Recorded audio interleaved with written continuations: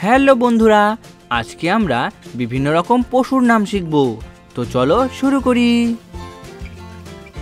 এটা হলো হাতি। হাতিকে ইংরেজিতে বলে এলিফ্যান্ট। এটা হলো শিয়াল। শিয়ালকে ইংরেজিতে বলে ফক্স। এটা হলো ছাগল। ছাগলকে ইংরেজিতে বলে গোট।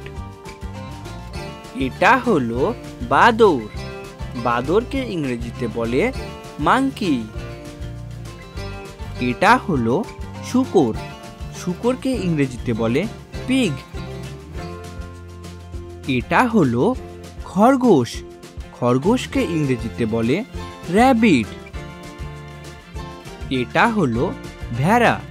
ভেড়াকে ইংরেজিতে বলে শিপ। এটা হলো চমড়ি গাই। চমড়ি গাইকে ইংরেজিতে বলে ইয়াক। এটা হলো জেব্রা। জেব্রাকে ইংরেজিতে বলে জেব্রা। এটা হলো বিড়াল। বিড়ালকে ইংরেজিতে বলে ক্যাট। এটা হলো গাধা। গাধাকে ইংরেজিতে বলে ডঙ্কি। এটা হলো মহিষ।